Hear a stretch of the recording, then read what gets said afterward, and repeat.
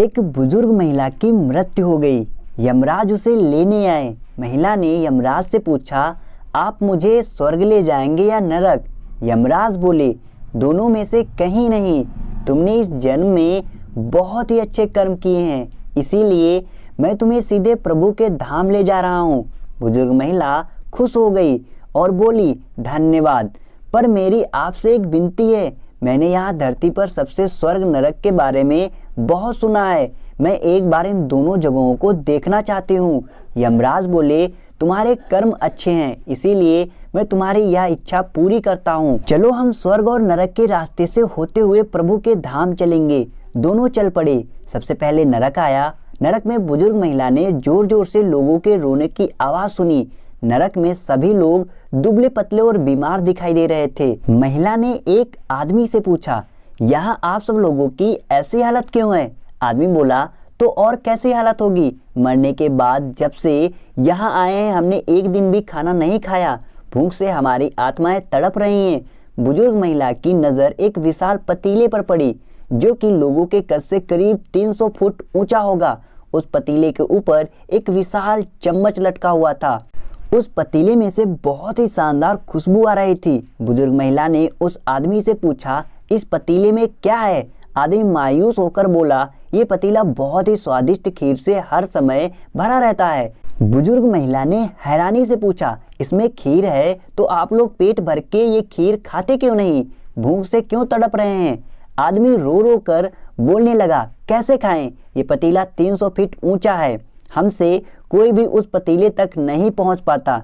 बुजुर्ग महिला को उन पर तरस आ गया। सोचने लगी, बेचारे खीर का पतीला होते हुए भी भूख से बेहाल हैं। शायद ईश्वर ने इन्हें यही दंड दिया होगा। यमराज बुजुर्ग महिला से बोले, चलो हमें देर हो रही है।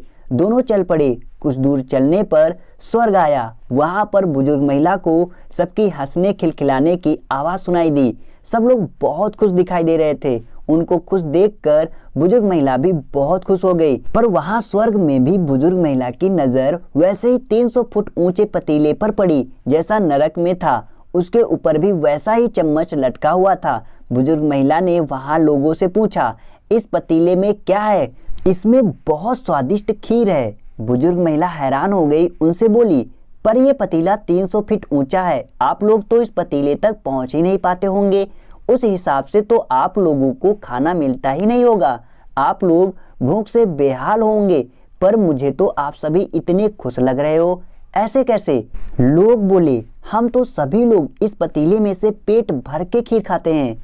महिला बोली, पर कैसे? पतीला तो बहुत ऊंचा है। लोग बोले, तो क्या हो गया? पतीला ऊंचा है तो यहाँ पर कितने सारे पेड़ हैं। ईश्वर ने ये पेड़ पौधे, नदी, झरने हम मनुष्य के उपयोग के लिए तो बनाए हैं।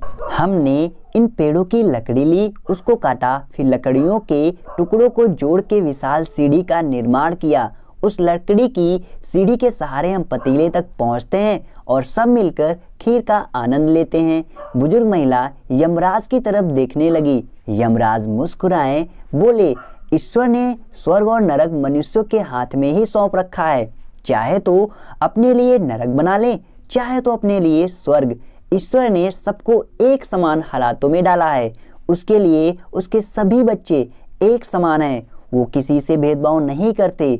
वहां नरक में भी पेड़ पौधे सब थे, पर वो लोग खुद ही आलसी हैं। उन्हें खीर हाथ में चाहिए। वो कोई कर्म नहीं करना चाहते, कोई मेहनत नहीं करना चाहता, इसीलिए सब भूख से बेहाल हैं। यही तो ईश्वर की बनाई इस दुनिया का नियम है। जो कर्म करेगा, मेहनत करेगा, उसी को मीठा फल खाने को मिलेगा। अर्थात स्वर्ग एवं नरक आपके हाथ में ही है। मेहनत करें, अच्छे कर्म करें और अपने जीवन को स्वर्ग बनाएं।